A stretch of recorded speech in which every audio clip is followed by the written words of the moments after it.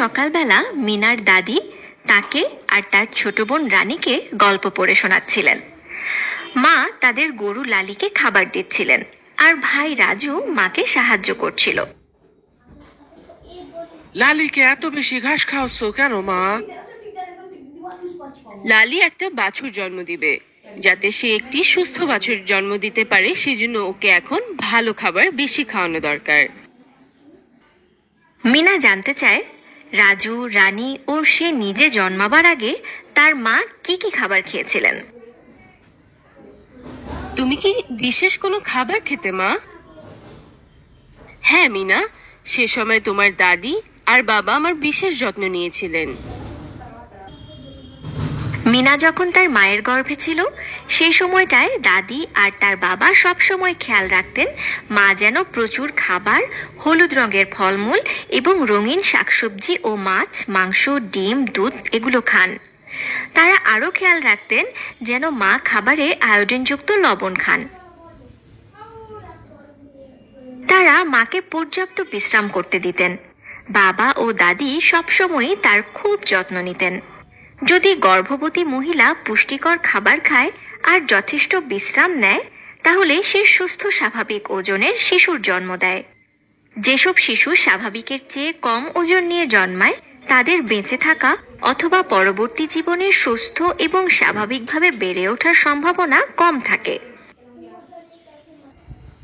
মা প্রসব পূর্ব চেক আপের জন্য নিয়মিত স্বাস্থ্য কেন্দ্রে যেতেন। মিনার জন্মের সময় প্রসব কাজে সহযোগিতা করতে একজন স্বাস্থ্যকর্মী এসেছিলেন। তিনি ধাত্রীবিদ্যায় প্রশিক্ষণপ্রাপ্ত ছিলেন, কারণ সে সময়ে একজন দক্ষ ধাত্রী থাকা খুবই জরুরি। জন্মের কয়েক মিনিট পরই মিনাকে মায়ের প্রথম দুধ বা শাল দুধ খাওয়ানো হয়েছিল।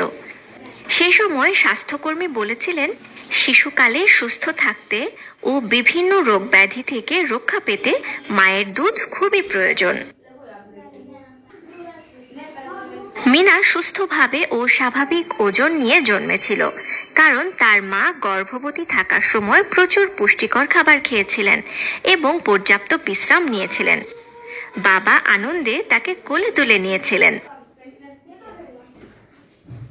শিশুকালে মিনা, রাজু আর রানী কেমন স্বাস্থ্যবান ছিল তা বোঝানোর জন্য দাদি তাদের ছবি এনে দেখালেন।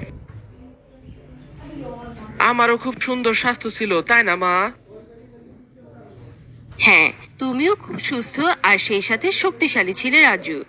তোমরা যাতে সুস্থভাবে বেড়ে ওঠো সেজন্য আমরা তোমাদেরকে পর্যাপ্ত পরিমাণ পুষ্টিকর খাবার খেতে দিয়েছিলাম। মা সবাইকে মিনার ছোট্টবেলার একটা ছবি দেখালেন।